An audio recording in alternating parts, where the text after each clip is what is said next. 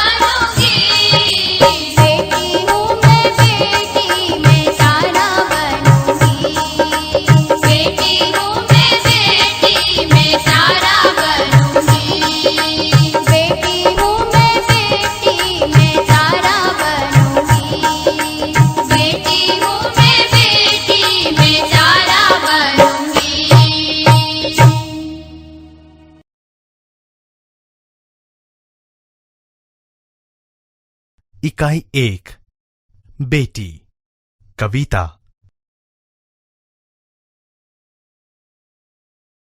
ध्यान से कविता सुनिए।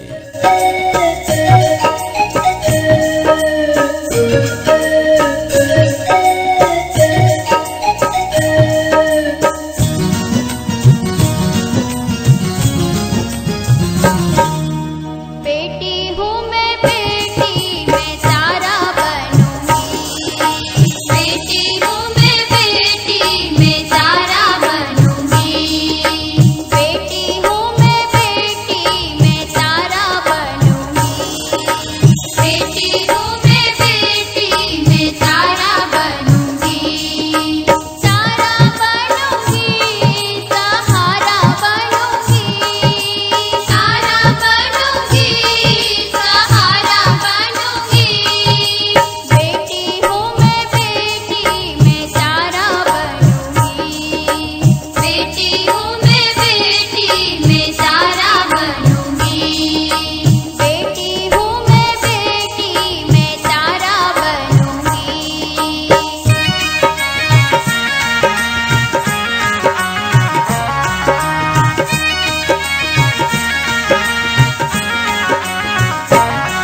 गगन पे चमके चंदा, मैं धरती पे चमकूंगी। गगन पे चमके चंदा, मैं धरती पे चमकूंगी। गगन पे चमके चंदा, मैं धरती पे चमकूंगी। गगन पे चमके चंदा, मैं धरती पे चमकूंगी। धरती पर चमकूंगी, मैं उजियारा करूंगी। धरती पर चमकूंगी, मैं उजियारा करूंगी। बेटी हूँ मैं, बेटी मैं तारा बनूंगी। बेटी हूँ मैं, बेटी मैं तारा बनूंगी। बेटी हूँ मैं, बेटी मैं तारा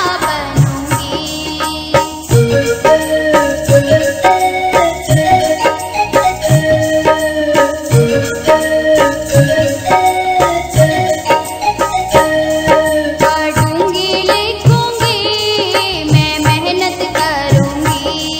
पढ़ूंगी, लिखूंगी, मैं मेहनत करूंगी। अपने पाँव चलकर दुनिया को देखूंगी।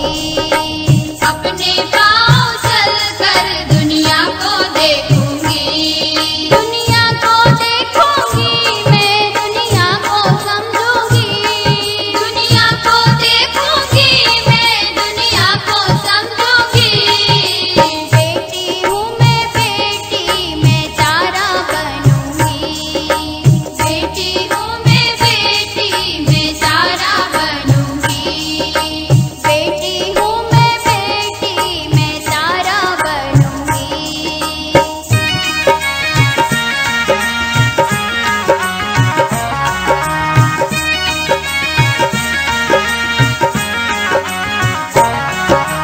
फूल जैसी सुंदर मैं बागों में खिलूंगी। फूल जैसे सुंदर मैं बागों में खिलूंगी। तितली बनूंगी, मैं हवा को चूमूंगी। तितली बनूंगी, मैं हवा को चूमूंगी। हवा को चूमूंगी, नाचूंगी, गाऊंगी। हवा को चूमूंगी, नाचूंगी, गाऊंगी। बेटी हूँ मैं, बेटी मैं तारा बनूंगी। बेटी हूँ मैं, बेटी मैं तारा बनूंगी। तारा बनूंगी, सहारा बनूंगी। तारा बनूंगी, सहारा बनूंगी। बेटी हूँ मैं, बेटी मैं तारा बनूंगी। बेटी हूँ मैं, बेटी मैं तारा बनूंगी। बेटी हूँ मैं, बेटी मैं तारा बनूंगी। बेटी हूँ मैं, बेटी मैं तारा बनूंगी। बेटी हूँ मैं, बेटी मैं तारा बनूंगी। तारा बनूंगी, सहारा बनूंगी। बेटी हूँ मैं। समझूती। यहाँ एक बेटी अपनी बात करते हुए कहती है कि मैं बेटी हूँ। मैं एक दिन आकाश में चमकने वाले तारे के समान चमकूंगी, अर्थात पढ़ाई लिखाई कर विकसित होकर दुनिया में लोगों का सहारा बनूंगी। गगन पे चमके चंदा, मैं धरती पे चमकूंगी। धरती पर चमकूंगी, मैं उजियारा करूंगी। बेटी हूँ मैं। समझूती। जिस प्रकार गगन में चमककर चंदा पृथ्वी को रोशनी देता है, उसी प्रकार मैं भी धरती पर चमकूंगी। मेरी उन्नति और यश से धरती पर उजाला फैलाऊंगी। मैं बेटी हूँ। पढ़ूंगी लिखूंगी मैं, मेहनत करूंगी। अपने पाँव चलकर मैं दुनिया को देखूंगी। दुनिया को देखूंगी मैं, दुनिया को समझूंगी। बेटी हूँ मैं। समझूती। मैं पढ़ूंगी और लिखूंगी, खूब मेहनत करके आगे बढ़ूंगी। मैं सारी दुनिया को देखकर उसके व्यवहार को समझने का प्रयत्न करूंगी। मैं दुनिया को अच्छी तरह से जानूंगी। फूल जैसी सुंदर मैं बागों में खिलूंगी। तितली बनूंगी मैं, हवा को चूमूंगी। हवा को चूमूंगी, नाचूंगी गाऊंगी। बेटी हूँ मैं। समझूती। बगीचे में खिले फूल की तरह मैं भी दुनिया रूपी बाग में खिलूंगी, अर्थात मेरे कार्य रूपी सुगंध को फैलाऊंगी। जैसे तितली हवा में उड़ती है, उसी प्रकार मैं भी प्रगति करती हुई अपने लक्ष्य को पार करूंगी। मैं जीवन में विकसित होकर उच्च स्थान प्राप्त करूंगी। मैं खुशी से नाचूंगी और गीत गुनगुनाऊंगी। मैं एक बेटी हूँ।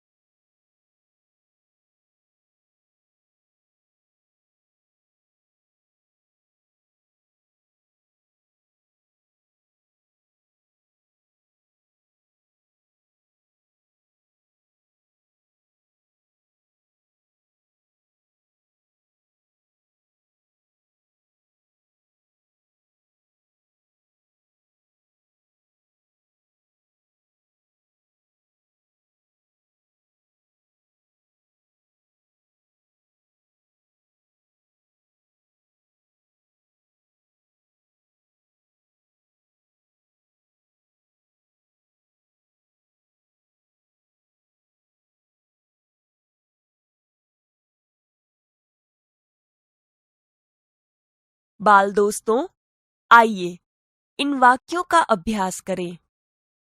इन वाक्यों को ध्यान से सुनिए। भाषा सज्जता। निम्नलिखित वाक्यों को ध्यान से पढ़िए और सुनिए। 1. मनाली साहसी बालिका थी। 2. बगीचे में सुंदर फूल खिले थे। 3. भारत ने श्रीलंका को 3 विकेट से हराया। 4. बाल्टी में थोड़ा सा पानी है। 5. वह आदमी जा रहा था। हाँ, तो दोस्तों आपने इन वाक्यों को सुना। इनमें कुछ शब्द गाढ़े हैं, जैसे कि साहसी, सुंदर, 3, थोड़ा सा, वह। ये शब्द संज्ञा की विशेषता बताते हैं। मनाली कैसी लड़की है? मनाली साहसी लड़की है। यहाँ मनाली के साहस की विशेषता की बात है। उसी प्रकार हर एक वाक्यों को पढ़िए। फूल सुंदर, सुंदरता फूल की विशेषता है। विकेट 3, भारत की जीत, विकेट की संख्या 3। पानी थोड़ा सा, पानी कितना? थोड़ा सा। आदमी वह, उसी आदमी की बात है, अर्थात जो शब्द संज्ञा की विशेषता बताते हैं उन्हें विशेषण कहा जाता है। आज हम विशेषण के प्रकार के बारे में जानेंगे। विद्यार्थी मित्रों, हमने विशेषण के बारे में जाना। अब इन वाक्यों को पढ़िए। निम्नलिखित वाक्यों को पढ़िए। 1. हमारे देश में ईमानदार लोग ज्यादा हैं। 2. मुंबई जाने के लिए लंबा रास्ता तय करना पड़ता है। 3. कौवे का रंग काला होता है। 4. खरगोश का शरीर मुलायम होता है। 5. शरीर के साथ मन स्वस्थ रखना जरूरी है। 6. भारतीय संस्कृति विश्व में प्रसिद्ध है। 7. पानी गंधहीन होता है। 8. पूर्व दिशा में सूर्योदय होता है। इन वाक्यों में रेखांकित शब्द विशेषता बताने वाले शब्द हैं। यह वाक्य में प्रयुक्त संज्ञा की विशेषता बताते हैं। इन शब्दों का अभ्यास करें तो ईमानदार संज्ञा के गुण दोष बताता है। लंबा आकार या अंतर बताता है। काला रंग या रूप बताता है। मुलायम स्पर्श बताता है। स्वस्थ दशा या अवस्था बताता है। भारतीय स्थान देशकाल बताता है। गंधहीन स्वाद या गंध बताता है। पूर्व दिशा को दर्शाता है। अर्थात जिस शब्द से संज्ञा के गुण दोष आकार रंग रूप स्पर्श दशा अवस्था स्थान देश काल स्वाद गंध और दिशा का बोध होता हो उसे गुणवाचक विशेषण कहते हैं। इतना जानिए। गुणवाचक विशेषण संज्ञा या सर्वनाम शब्दों की निम्नलिखित विशेषताओं का बोध कराता है। 1.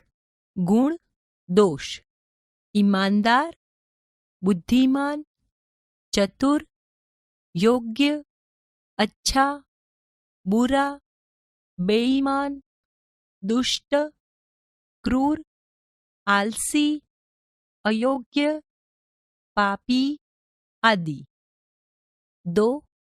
आकार गोल चौड़ा लंबा पतला छोटा मोटा वर्गाकार तिकोना आदि। 3.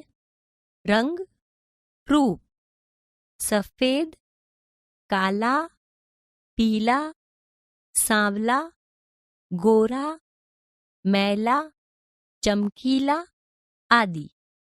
4. स्पर्श कोमल कठोर खुरदरा चिकना मुलायम आदि। 5. दशा अवस्था स्वस्थ कमजोर बीमार दुर्बल रोगी बूढ़ा युवा आदि। 6. स्थान देशकाल ग्रामीण प्राचीन भारतीय शहरी जापानी पंजाबी आदि। 7. स्वाद गंध मीठा खट्टा चटपटा कड़ुआ फीका तीखा आदि। 8. दिशा पूर्व पश्चिम, उत्तर, दक्षिण आदि। मित्रों, अब इन वाक्यों को ध्यान से पढ़िए और सुनिए। निम्नलिखित वाक्यों को पढ़िए। 1. प्रयाग 3 नदियों का संगम स्थान है। 2. आज केवल आधा लीटर दूध चाहिए। 3. गौरव तीसरी कक्षा में पढ़ता है। 4. सचिन वनडे में दोहरा शतक लगा चुके हैं। 5. हमारे देश की चारों दिशा रक्षित है। यहाँ हर एक वाक्य में किसी न किसी संख्या का बोध होता है, जैसे कि नदियां 3 जो संख्या दर्शाता है, दूध आधा लीटर जो मात्रा दर्शाता है, कक्षा तीसरी जो क्रम दर्शाता है, शतक दोहरा जो आवृत्ति दर्शाता है, दिशा चारों जो समूह दर्शाता है।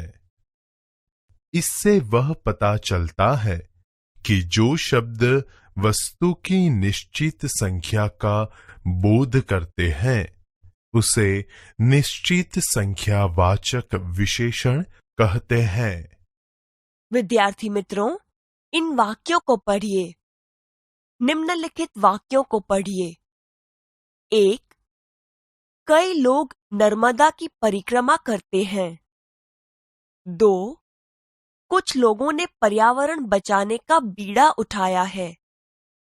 3. ज्यादा लोग बैठने से नाव उलट गई। इन वाक्यों में आपने देखा कि रेखांकित शब्द संख्या का बोध करता है, किंतु संख्या निश्चित पता नहीं चलती। अतः जिन शब्दों से वस्तु की निश्चित संख्या का बोध न हो उसे अनिश्चित संख्यावाचक विशेषण कहते हैं। इतना जानिए। निश्चित संख्यावाचक विशेषण के कुछ अन्य भेद इस प्रकार से है। 1. पूर्णांक बोधक 1, 3, 9, 1000 आदि। 2. अपूर्णांक बोधक आधा, पाव, 1.5, पौना, 2.5 आदि। 3. क्रमवाचक पहला, दूसरा, तीसरा, चौथा आदि। 4. आवृत्तिवाचक दुगुना, चौगुना, इकहरा, दोहरा आदि। 5. समूहवाचक दोनों, तीनों, चारों आदि।